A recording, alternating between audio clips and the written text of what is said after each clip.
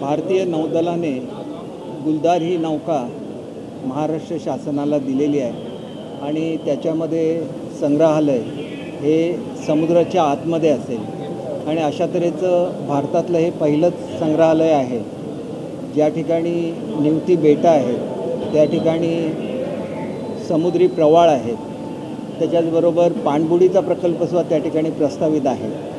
आमचे पालकमंत्री यांनी पुढाकार घेऊन आणि राज्याचे पर्यटन मंत्री आदरणीय शंभूराजे देसाई या दोघांनी पुढाकार घेऊन हा प्रकल्प लवकरात लवकर होण्यासाठी प्रयत्न केले। त्याच्याबद्दल जिल्हावासियांच्या वतीने मी त्यांचे आभार मानतो आणि आदरणीय मुख्यमंत्री महोदयांनी त्यांच्या 100 दिवसाच्या कार्यक्रमामध्ये या कार्यक्रमाचा समावेश केला, त्याबद्दल त्यांचेसुद्धा आभार मानतो।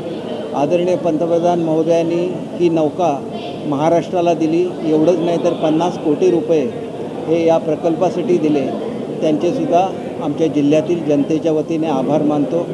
आमच्या पालकमंत्र्यांनी लवकरात लवकर हा कार्यक्रम व्हावा या दृष्टीने सर्व त्याचं जे तांत्रिक बाबी असतात त्याची पूर्तता केली, त्याच्याबद्दल आदरणीय राणेसाहेबांचे सुद्धा आभार मानतो।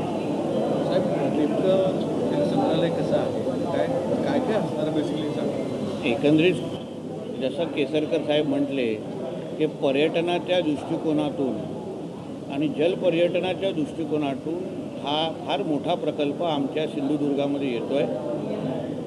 त्यांनी मोठ्या मनाने मला श्रेय दिलं असलं तरी पुढाकार हे ते मंत्री असताना त्यांनी ह्या गोष्टीची सुरुवात केली, पाठपुरावा केला। आता बंदर खात्याकडे जे काही परवानग्या होत्या त्या आमच्या माध्यमातून केल्या गेल्या। आमच्या सगळ्या जणांचं, कोकणातले जेवढे आम्ही लोकप्रतिनिधी आहोत त्या सगळ्या जणांचं उद्दिष्टच एवढं आहे की आमच्या इथे पर्यटनाच्या माध्यमातून रोजगार वाढला पाहिजे, आमचं पर्यटन वाढलं पाहिजे आणि त्यामुळे हा प्रकल्प जो आता जगभरातला पर्यटक आमच्या निवती, आमच्या वेंगुर्ला, आमच्या सिंधुदुर्गामध्ये येईल आणि त्यामुळे मोठ्या प्रमाणामध्ये आर्थिक उन्नती होईल आणि पर्यटनाला मोठ्या प्रमाणामध्ये चालना भेटेल।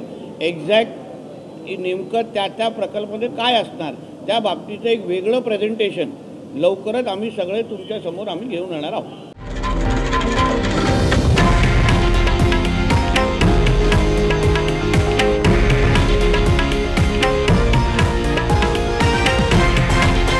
हे आहे देशातील नंबर 1 न्यूज नेटवर्क आणि आपण पाहत आहात TV9 मराठी, एकमेव।